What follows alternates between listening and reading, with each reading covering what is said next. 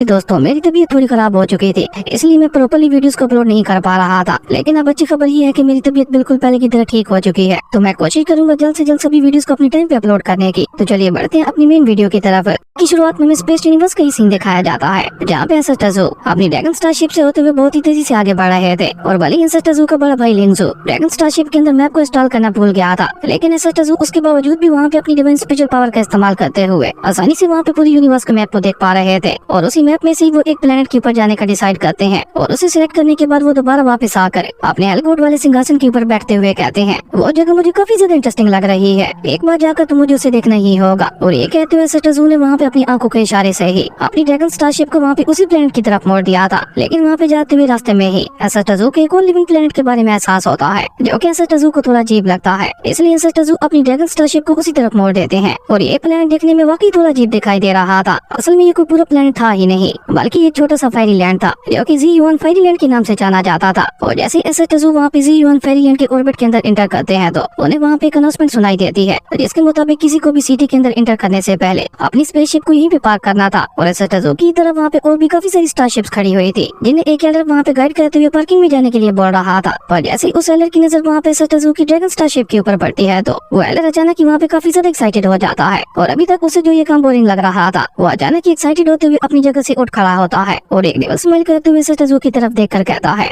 ओ एक refining stake की cultivator के पास इतनी ज्यादा प्यारी ड्रैगन स्टारशिप है, ये तो बहुत ही ज्यादा नाइंसाफी है। इस जैसी कमाल की ड्रैगन स्टारशिप को तो मेरे पास होना चाहिए था, लेकिन इस जैसी एक ड्रैगन स्टारशिप अगर इसकी रिफाइनिंग स्टेक की कल्टीवेटर के पास है, तो इसका मतलब है कि ये की रिफाइनिंग स्टेक का कल्टीवेटर बहुत ही ज्यादा अमीर होगा, इसलिए मुझे बहुत ही सोच समझ कर इसे लूटना होगा। और ये कहकर वो एल्डर वहाँ पे एक डेविल स्माइल करते हुए सीधा वहाँ पे एंसेस्टर्स की तरफ ही बढ़ गया था, जहाँ वो एंसेस्टर्स के सामने आकर उनसे कहता है कि अगर आप अपनी ड्रैगन स्टारशिप को यहाँ पे पार्क करना चाहते हैं, तो उसके लिए पहले आपको फीस अदा करनी होगी। और क्योंकि आपकी ड्रैगन स्टारशिप बहुत ही ज्यादा बड़ी है, तो इसलिए आपको पार्किंग फीस के तौर पर पूरे 100 पेंटिकल्स देने होंगे। ये एक तरह की करेंसी थी जो कि Z1 फेरीलैंड के अंदर चलती थी। और ये कहकर वो एल्डर अपनी बात आगे बढ़ाते हुए कहता है लेकिन मैं जानता हूँ कि अभी आपके पास पेंटिकल्स बिल्कुल भी नहीं होंगे, क्योंकि आपको देखकर ये साफ साफ पता चल रहा है कि आप पहली बार यहाँ पे आ रहे हैं। इसलिए सिटी के अंदर जाने से पहले आपको इस कॉन्ट्रैक्ट के ऊपर साइन करना होगा, जिसके मुताबिक अगर आपने मुझे 100 पेंटिकल्स की फीस अदा ना की, तो ऑफिशियली आपकी स्टारशिप के ऊपर मेरा हक होगा। और ये कहकर वो एल्डर वहाँ पे बहुत ही चालाकी के साथ उस कॉन्ट्रैक्ट को एंसेस्टर्स के सामने कर देता है, जिसके ऊपर एंसेस्टर्स ने वहाँ पे अपनी आंखों के इशारे से ही साइन कर दिया था। और सिर्फ इतना ही नहीं, एंसेस्टर्स ने वहाँ पे अपनी डिवाइन स्पिरिचुअल पावर का इस्तेमाल करते हुए उस कॉन्ट्रैक्ट के ऊपर अपनी एक डिवाइन स्पिरिचुअल फॉर्मेशन को भी बना दिया था, जिसका एहसास उस एल्डर को भी नहीं होता, क्योंकि उसे तो बस इस बात की खुशी थी कि बहुत जल्द उसके हाथों में एक ड्रैगन स्टारशिप लगने वाली है, जो कि एक तरह से उस एल्डर का सपना भी था। खैर जैसे ही एंसेस्टर्स वहाँ पे उस कॉन्ट्रैक्ट के ऊपर साइन कर देते हैं, तो अचानक ही वहाँ पे एक लड़की के द्वारा अनाउंसमेंट के जरिए बताया जाता है कि आपकी बोर्ड की पार्किंग को ऑफिशियली एक्सेप्ट कर लिया गया है, तो अब आप इंट्रेस्ट गेट से होते हुए डोंगचेंग सिटी के अंदर जा सकते हैं। पर एक बात का खास ख्याल रखिएगा, अगर आप किसी भी रूल्स की खिलाफ वर्जी करते हैं, तो उसके लिए आपको सिटी के अंदर कड़ी से कड़ी सजा दी जाएगी। और सबसे ज्यादा अहम बात है, अगर आप पार्किंग फीस वापस लौटाने में नाकाम हो जाते हैं, तो आपकी ड्रैगन स्टारशिप हमारी हो जाएगी। लेकिन एंसेस्टर्स को तो वहाँ पे सब बहुत ही ज्यादा बकवास लग रहा था, इसलिए वो एक और लोग के साथ उस कॉन्ट्रैक्ट को घूरते हुए वहाँ पे बहुत ही कूल तरीके से नीचे आने लगते हैं, जहाँ वो अपनी ड्रैगन स्टारशिप से जंप करके सीधे नीचे आते हुए कहते हैं ये अनाउंसमेंट वाली लड़की तो कुछ ज्यादा ही बकबक कर रही है। वहीं एंसेस्टर्स को वहाँ से इस तरह से जाते हुए देखकर वो एल्डर पीछे से चिल्लाते हुए वहाँ पे एंसेस्टर्स से कहता है कि पार्किंग फीस लौटाने में ज्यादा देर मत कर देना, कहीं ऐसा न हो कि तुम्हें अपनी ड्रैगन स्टारशिप से हाथ ही धोना पड़े। और ये कहकर वो एल्डर वहाँ पे एंसेस्टर्स का मजाक उड़ाते हुए खुद से ही कहता है इसकी रिफाइनिंग स्टेक की कल्टीवेटर को तो बेवकूफ बनाना बहुत ही ज्यादा आसान था, पर इस समय बेचारे इसकी रिफाइनिंग स्टेक की कल्टीवेटर की भी क्या गलती है। ये बेचारा भी कहाँ जानता होगा कि ये दुनिया अब इस जैसे की रिफाइनिंग स्टेक की कल्टीवेटर के लिए कितनी ज्यादा खतरनाक बन चुकी है। खैर उसके बाद सीन चेंज होता है और हमें डोंगचेंग सिटी की एक मार्केट का सीन दिखाया जाता है, जहाँ पे काफी सारी भीड़ लगी हुई थी। और एंसेस्टर्स जो कि वहाँ पे इस मार्केट से ही गुजर रहे थे, वो वहाँ पे आने जाने वाले लोगों को बहुत ही गौर से देखते हुए ऑब्जर्व कर रहे थे,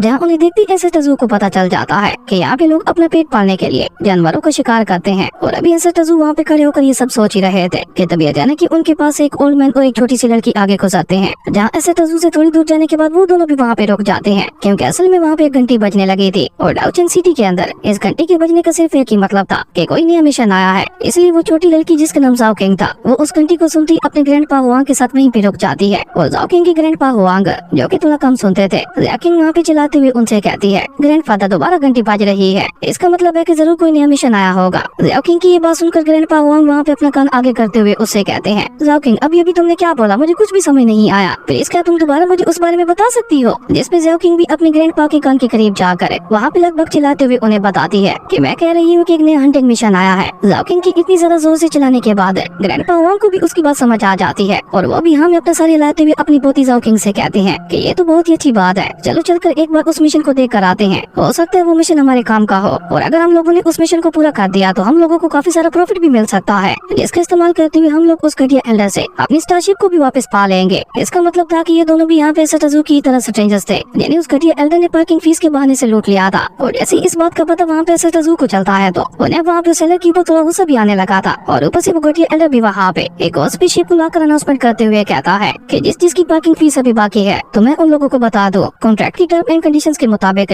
हर 1 घंटे के बाद आपका एक जाएगा और जब ये सेंट्स 500 से ज्यादा क्रॉस हो जाएंगे तो मजबूरन मुझे आपकी स्पेसशिप की ऑक्शन करनी होगी। इसलिए अगर आप सभी लोग अपनी स्टारशिप की ऑक्शन होने से बचाना चाहते हैं तो जल्द से जल्द मेरी फीस इंटरेस्ट के मुताबिक लौटा दीजिए, वरना बाद में आप लोग मुझे ब्लेम मत कीजिएगा कि मैंने आप लोगों को इस बारे में बताया नहीं था। और ये कहते हुए एल्डर वहाँ से रवाना हो जाता है। असल में तो उसने ये सब वहाँ पे सटाजू को सुनाने के लिए बोला था, जो देखकर ग्रैंडपा वांग भी वहाँ पे एक लंबी सांस छोड़ते हुए कहते हैं, मुझे लगता है इस घटिया एल्डर ने यहाँ पे एक बार फिर से हमारी तरह के सीधे सारे लोगों को एक बार फिर से बेवकूफ बना दिया। और जैसे बेचारी जाओ किंग को वहाँ पे एहसास होता है कि सटाजू भी वहाँ पे सेलर के हाथों से फंस चुके हैं तो जाओ किंग सीधा वहाँ पे सटाजू के पास आकर उनका हाथ पकड़ते हुए उनसे कहती है, बिग ब्रदर आपको परेशान होने की कोई भी जरूरत नहीं है और न ही इस सब में आपकी कोई गलती थी। असल में एल्डर बहुत ही ज्यादा चालाक है और अपनी उन्हीं चालाकियों का इस्तेमाल करते हुए ये हमारे जैसे यहाँ पे आने वाले सीधे साधे लोगों को बेवकूफ बनाकर उन्हें लूट लेता है। और इसके लूटने का तरीका इतना ज्यादा खतरनाक है कि किसी को ज्यादा जल्दी तो इसके बारे में पता ही नहीं चलता। और इसी बीच ग्रैंडपा वांग भी वहाँ पे सटाजू के पास आकर जाओ किंग की बात को आगे बढ़ाते हुए सटाजू को बताते हैं, लेकिन यंग मैन तुम्हें घबराने की बिल्कुल भी जरूरत नहीं है। अच्छी बात यह है कि हम डोचंग सिटी के अंदर कुछ मिशन को पूरा करके बहुत अच्छा पैसा कमा सकते हैं और अगर एक बार हमारे पास बहुत ज्यादा पैसा आ गया तो हम लोग उस पैसे के बदले में अपनी स्पेसशिप को भी वापस हासिल कर सकते हैं। इसलिए तुम दिल छोटा मत करो और हमारे साथ आओ, क्योंकि अभी अभी एक नया मिशन आया है जिसे पूरा करके हम लोग काफी ज्यादा पैसा कमा सकते हैं। ग्रैंडपा वांग की ये बात सुनकर सटाजू वहाँ पे कोल्ड रूम में उन्हें जवाब देते हुए कहते हैं कि उस सब की कोई भी जरूरत नहीं पड़ेगी, वो एल्डर खुद पर्सनली मेरे पास आकर मुझे मेरी ड्रैगन स्टारशिप वापस लौटाएगा।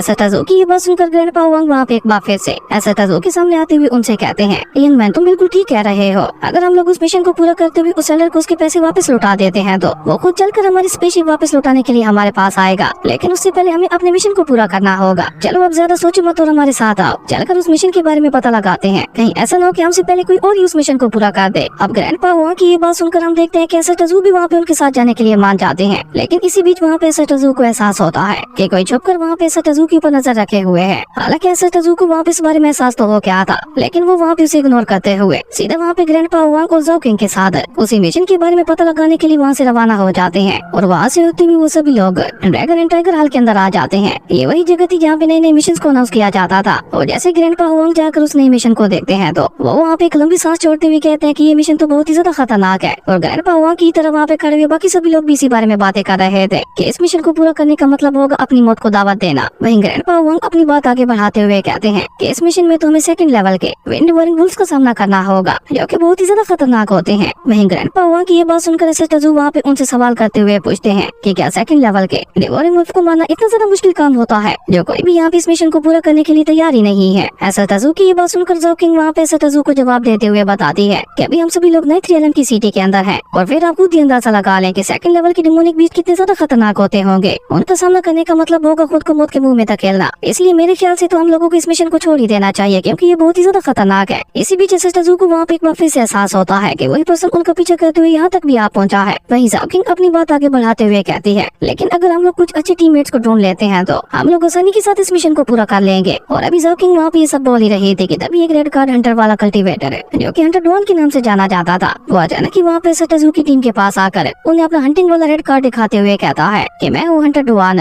और मुझे अभी अभी आपकी बातों से पता चला कि आप लोग यहाँ पे एक नई टीम बनाना चाह रहे हैं, इसलिए अगर आप लोग चाहते हैं तो मैं भी आपका साथ देने के लिए तैयार हूँ। असल में ये वही पर्सन था जो कि न जाने कब से सटाजू के ऊपर ही नजर रखे हुए था। अब इसके पीछे इसका क्या मकसद था, इसके बारे में तो हमें आगे ही पता चलेगा। वहीं उस सेंटर की रेड कार्ड को देखते ही ग्रैंडपा वांग तो उसे वहाँ पे अपनी टीम में लेने के लिए तैयार हो जाते हैं, क्योंकि डाउचंग सिटी के अंदर रेड कार्ड वाले हंटर्स का मिलना बहुत ही ज्यादा मुश्किल काम था और ऊपर से ये रेड कार्ड सिर्फ उन्हीं हंटर्स को ही दिया जाता था जो कि हंटिंग में बहुत ही ज्यादा माहिर होते थे। इसलिए ग्रैंडपा वांग वहाँ पे बिना कुछ सोचे समझे उसे अपनी टीम में लेने के लिए मान जाते हैं और इसके लिए वो दोनों दादा पोती वहाँ पे सटाजू को भी मनाने लगे थे। वो सटाजू से कहते हैं कि अगर ये पर्सन भी हमारी टीम में शामिल हो जाता है तो इस मिशन मिशन को पूरा करने से हमें कोई भी नहीं रोक पाएगा। अब ग्रैंडपा हुआंग की ये बात सुनकर एसेटाजू वहाँ पे कोल्ड टून में उनसे कहते हैं, लेकिन मैंने कब बोला कि मैं आपके साथ इस मिशन के ऊपर चल रहा हूँ। अब एसेटाजू की ये बात सुनकर ग्रैंडपा हुआंग, जो कि पहले से ही कम सुनते थे, उन्हें लगता है कि शायद एसेटाजू वहाँ पे उनके साथ जाने के लिए मान चुके हैं। इसलिए वो रेड कार्ड हंटर से कहते हैं, देखा तुमने, ये पर्सन भी हमारे साथ जाने के लिए रेडी है। ग्रैंडपा हुआंग की ये बात सुनकर हम देखते हैं कि रेड कार्ड वाले हंटर के फेस के ऊपर भी स्माइल आ जाती है और वो वहाँ पे आगे बढ़कर एक बहुत ही कमीनी स्माइल करते हुए उन लोगों से कहता है, ये तो बहुत ही अच्छी बात है, जितने ज्यादा लोग हो गए इस मिशन को पूरा करना उतना ही ज्यादा आसान हो जाएगा।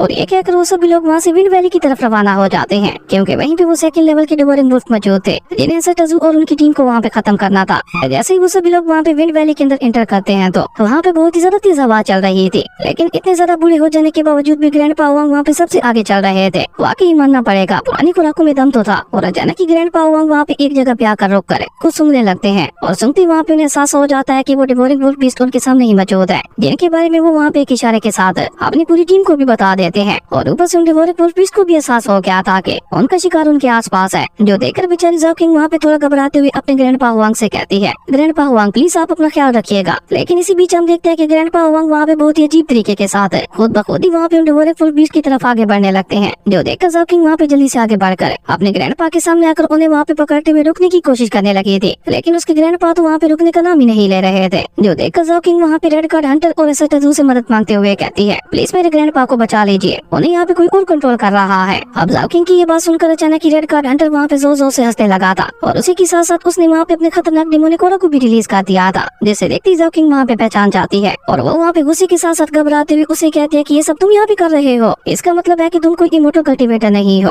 बल्कि तुम डेमोनिक कल्टीवेशन के पाथ के ऊपर चल रहे हो। लेकिन यहाँ पे ज़ाओ किंग डेमोनिक कल्टीवेशन को सोल पाथ कह रही थी, जिसका मतलब था कि यहाँ के कल्टीवेशन मेथड थोड़े अलग थे। वहीं ज़ाओ किंग की ये बात सुनकर रेड कार्ड हंटर वहाँ पे एक डेविल स्माइल के साथ ज़ाओ किंग से कहता है कि मामूली सी डिवोरिंग वुल्फ बीस्ट की कीमत सिर्फ 3000 स्टार कॉइंस है, लेकिन अगर मैं यहाँ पे इन वुल्फ डिवोरिंग बीस्ट को तुम्हारे जैसे कुछ इमोर्टल कल्टीवेटर्स खिला देता हूँ तो इन सभी की पावर बहुत ही ज्यादा बढ़ जाएगी, जिसके बाद मुझे इनमें से हर एक की कीमत के बदले में 6000 से भी ज्यादा स्टार कॉइंस मिलेंगे। और तुम दोनों दादा पोती की इस बलिदान के लिए मैं तुम दोनों का पहले ही शुक्रिया अदा करना चाहता हूँ, क्योंकि सिर्फ तुम दोनों की वजह से ही आज मुझे इतना ज्यादा पैसा मिलने वाला है। वहीं बेचारी ज़ाओ किंग तो अभी तक भी वहाँ पे अपना पूरा दम लगाते हुए अपने ग्रैंडपा को ही रोकने में लगी हुई थी, लेकिन इसी बीच ज़ाओ किंग की नजर वहाँ पे खड़े हुए एसेटाजू के ऊपर पड़ती है। जैसे ज़ाओ किंग वहाँ पे एक मामूली सी रिफाइनिंग स्टेक कल्टीवेटर समझ रही थी, इसलिए बेचारी वो खतरे में होने के बावजूद भी चिल्लाते हुए वहाँ पे एसेटाजू से कहती है, बिग ब्रदर तुम यहाँ पे इस तरह से खड़े मत रहो, जल्दी से अपनी जान बचाते हुए भाग जाओ यहाँ से, वरना ये रेड कार्ड हंटर तुम्हें भी यहाँ पे अपने मकसद के लिए कुर्बान कर देगा। तुम भागो यहाँ से, तब तक मैं यहाँ पे ग्रैंडपा हुआंग को संभालती हूँ। और ये कहकर बेचारी ज़ाओ किंग वहाँ पे रोते हुए अपने ग्रैंडपा को होश में आने के लिए कहने लगी थी, लेकिन उसके ग्रैंडपा तो वहाँ पे उसकी कोई भी बात नहीं सुन रहे थे। जबकि वहीं दूसरी तरफ हम देखते हैं कि ज़ाओ किंग को वहाँ पे इस तरह से अपनी केयर करते हुए देखकर एसेटाजू को अपने मन ही मन में काफी ज्यादा अच्छा लगता है, क्योंकि इस तरह एक अनजाने के लिए ज़ाओ किंग वहाँ पे अपनी जान को खतरे में डाल रही थी। हालांकि अगर वो वहाँ पे चाहती तो एसेटाजू से मदद भी मांग सकती थी, लेकिन फिर भी उसने अपनी और अपने ग्रैंडपा हुआंग की जान की परवाह किए बगैर एसेटाजू को वहाँ पे भागने के लिए बोल दिया। इसी से एसेटाजू को पता चलता है कि ज़ाओ किंग कितनी ज्यादा साफ दिल की लड़की है और ऊपर से एसेटाजू को तो सिर्फ वही लोग ही जीत सकते हैं जो कि एसेटाजू को अपने दिल से प्यार करते हैं। जबकि वहीं दूसरी तरफ हम देखते हैं कि ज़ाओ किंग की ये सारी बातें सुनकर वो रेड कार्ड हंटर भी वहाँ पे पलट कर एसेटाजू की तरफ देखते हुए कहता है कि तुम्हें भूल ही गया था, पर कोई बात नहीं, उस लड़की ने मुझे अच्छा याद दिलाया। भले ही तुम बस एक मामूली सी रिफाइनिंग स्टेक के कल्टीवेटर हो, लेकिन तुम्हें भी खाने के बाद तो उन वुल्फ डिवोरिंग बीस्ट को कुछ न कुछ तो फायदा होगा ही। और एक कहकर उस रेड कार्ड हंटर ने अचानक ही वहाँ पे अपनी डिमोनिक पावर्स का इस्तेमाल करते हुए एसेटाजू के ऊपर भी अटैक कर दिया था, जहाँ सबसे पहले तो वो अपनी इल्यूजन टेक्निक का इस्तेमाल करते हुए एसेटाजू को फंसाने की कोशिश करता है, लेकिन जब एसेटाजू वहाँ पे उसके इल्यूजन में नहीं फंसते तो वो सीधा वहाँ पे अपनी डिमोनिक पावर्स का इस्तेमाल करते हुए एसेटाजू के ऊपर अटैक ही कर देता है। लेकिन जैसे वो एसेटाजू के ऊपर अटैक करता है तो हम देखते हैं कि अचानक एसेटाजू का वहाँ पे प्रोटेक्टिव बैरियर भी एक्टिवेट हो चुका था, जिसके चलते उस रेड कार्ड हंटर के अटैक का वहाँ पे एसेटाजू के ऊपर कोई भी असर नहीं होता। और अपने अटैक को वहाँ पे इस तरह से बेकार जाते हुए देखकर बेचारे उस रेड कार्ड हंटर को भी वहाँ पे एक बहुत बड़ा झटका लगता है और वो वहाँ पे चौंकते हुए कहता है कि नहीं, ऐसा नहीं हो सकता, ये तो इम्पॉसिबल है। और ये कहकर वो डिमोनिक कल्टीवेटर दोबारा वहाँ पे एसेटाजू के ऊपर अटैक करने की कोशिश करता है, लेकिन अब की बार भी रिजल्ट सेम ही रहता है। उसका अटैक एसेटाजू के साथ टकराते ही वहाँ पे डिस्ट्रॉय हुए जा रहा था, जो देखकर बेचारा रेड कार्ड वाला वो हंटर वहाँ पे बहुत ही ज्यादा डर जाता है और अब तो डर के मारे वो वहाँ पे एसेटाजू से दूर हटने लगा था, जो देखकर एसेटाजू वहाँ पे कोल्ड टून में उससे कहते हैं, तो तुम क्या कह रहे थे कि डिवोरिंग वुल्फ बीस्ट को यहाँ पे इतने ज्यादा पावरफुल कल्टीवेटर का मीट खिलाया जाए, ये वुल्फ डिवोरिंग बीस्ट उतनी ज्यादा पावरफुल हो जाते हैं। और ये कहकर एसेटाजू अचानक ही वहाँ पे अपनी डिवाइन स्पिरिचुअल ऑरा को रिलीज कर देते हैं, जो कि जैसे बेचारी उस रेड कार्ड वाले हंटर के साथ टकराता है तो वो सीधा वहाँ पे उड़ते हुए वहाँ से काफी दूर जा गिरा था, लेकिन वो वहाँ पे नीचे उन डिवोरिंग वुल्फ बीस्ट के पास गिर पाता। उससे पहले एसेटाजू ने वहाँ पे एक बार फिर से अपने डिवाइन स्पिरिचुअल ऑरा का इस्तेमाल करते हुए उसे वहाँ पे हवा में ही रोक दिया था।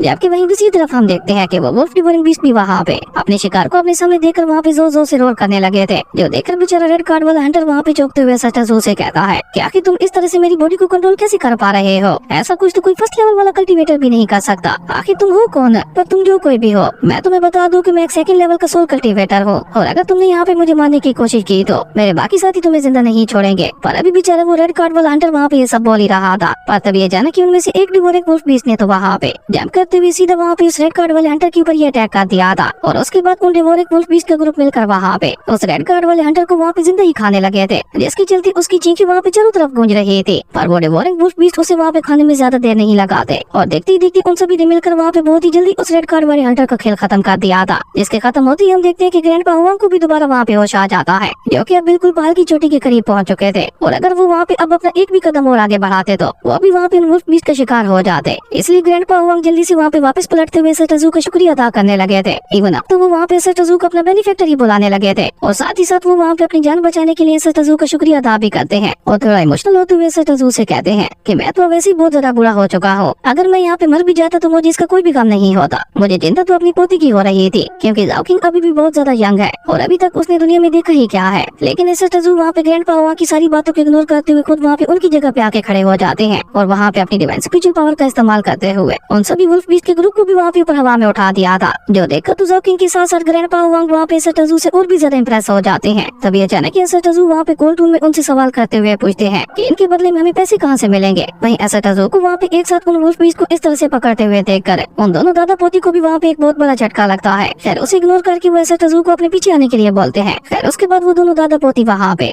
सटाजू को लेकर दोबारा ड्रैगन एंड टाइगर हॉल की तरफ रवाना हो जाते हैं। उसके बाद सीन चेंज होता है, हमें ड्रैगन एंड टाइगर हॉल का ही सीन दिखाया जाता है, जहाँ पे किलर अपनी आज की कमाई को गिनते हुए कह रहा था आजकल बिजनेस तो बहुत ही ज्यादा पीछे चल रहा है, अगर ऐसे ही चलता रहा तो फिर तो मुझे अपनी इस ड्रैगन एंड टाइगर हॉल को बंद करना पड़ेगा। लेकिन इसी बीच वहाँ पे सटाजू की अपनी टीम के साथ एंट्री होती है, जो कि वुल्फ बीस्ट के उस ग्रुप को वहाँ पे फेंकते हुए खुद अंदर आ जाते हैं। वहीं उन वुल्फ बीस्ट के ग्रुप को देखकर दो सेलर की खुशी का वहाँ पे कोई ठिकाना ही नहीं था, क्योंकि आज काफी दिनों के बाद वो इतने बड़े शिकार को देख पा रहा था। इसलिए वो एल्डर वहाँ पे एक लेवल स्माइल करते हुए कहता है कि आज तो मेरी अच्छी खासी कमाई होने वाली है। इसी बीच सटाजू वहाँ पे ग्रैंडपा हुआंग और जाओ किंग के साथ सीधा वहाँ पे सेलर के पास ही आ जाते हैं, जहाँ ग्रैंडपा हुआंग को सेलर से बात करते हुए कहते हैं कि हमें इन वुल्फ बीस्ट के बदले में पैसे चाहिए। ग्रैंडपा हुआंग की ये बात सुनकर वो एल्डर वहाँ पे बहुत ही चालाकी के साथ अपने पास से 700 स्टार कॉइंस को बाहर निकाल कर उन्हें वहाँ पे सटाजू को थमाते हुए कहता है कि इन वुल्फ बीस्ट के बस इतने ही पैसे बनते हैं, और ये कहकर वो एल्डर वहाँ पे अपनी कमाई का हिसाब करने लगा था, जो देखकर ग्रैंडपा हुआंग वहाँ पे गुस्से से चिल्लाते हुए उसे कहते हैं कि ये तुम क्या बकवास कर रहे हो, ये मिशन तो 3000 स्टार कॉइंस का था और अब तुम इसके लिए हमें बस 700 ही कॉइंस दे रहे हो, ये तो बहुत ही घटिया चाल है। ग्रैंडपा हुआंग की ये बात सुनकर वो एल्डर वहाँ पे बहुत ही चालाकी के साथ ग्रैंडपा हुआंग को बताता है कि इसमें मेरी कोई भी गलती नहीं है, तुम लोग खुद ही अपने शिकार को देख लो, इनमें से किसी की आंख नहीं है तो कोई इनमें से गंजा है, किसी की टांग टूटी हुई है तो किसी की टीवी गायब है, और ऊपर से इन वुल्फ बीस्ट के ग्रुप को गौर से देखो, ये सभी की सभी कितने ज्यादा कमजोर दिखाई दे रहे हैं। तुम लोगों को तो यहाँ पे मेरा शुक्रगुजार होना चाहिए था कि इन मामूली से वुल्फ बीस्ट के ग्रुप के लिए मैंने तुम लोगों को 700 कॉइंस दे दिए, हालांकि इसके तो बस 300 ही कॉइंस बनते थे। अगर सब कुछ मिलाकर देखा जाए तो मेरी ट्रांजैक्शन फीस को लेने के बाद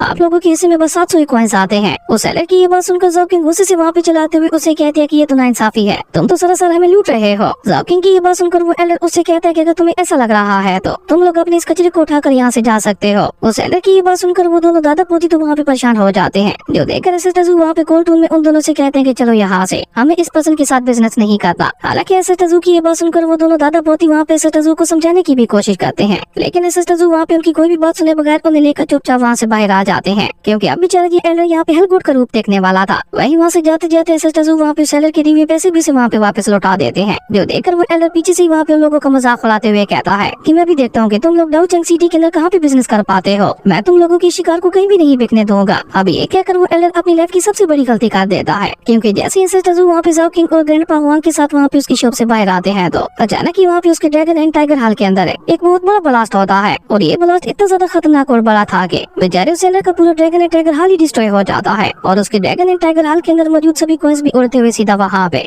सटाजू के सामने ही आके रुक गए थे, जिन्हें देखकर वहाँ पे बेचारे उन दोनों दादा पोती को एक बहुत बड़ा झटका लगता है, क्योंकि ऐसा कुछ कमाल का सीन उन दोनों ने अपनी लाइफ में आज से पहले कभी नहीं देखा था। इसलिए बेचारे वो दोनों ही खुशी के मारे वहाँ पे उछलने लगे थे। इवन ग्रैंडपा हुआंग तो वहाँ पे खुश होते हुए कहते हैं कि मैंने अपनी लाइफ में आज तक इतना पैसा कभी नहीं देखा, इसका मतलब है कि आज से हम लोगों की लाइफ चेंज होने वाली है। और ये कहकर ग्रैंडपा हुआंग अचानक ही वहाँ पे सीरियस होते हुए सटाजू से कहते हैं कि सबसे पहले हमें उसी घटिया एल्डर के पास ही जाना चाहिए जिसने हमारी स्टारशिप्स के ऊपर कब्जा कर रखा है, और ऊपर से अब तक तो उसे आपकी इस कारनामे के बारे में भी पता चल गया होगा। हो सकता है अब वो आपको डाउचंग सिटी के अंदर मुजरिम मुजरिम भी साबित कर दे। ग्रैंडपा हुआंग की ये बात सुनकर एसेटाजू वहाँ पे उन सभी कॉइंस को अपने पास रखते हुए कॉल टोन में कहते हैं कि मुझे मुजरिम साबित करने की जरूरत क्या है, मैं तो हुई एक मुजरिम है। और एसेटाजू कैसे कहती हमारा ये कमाल का एपिसोड यहीं पे खत्म हो गया।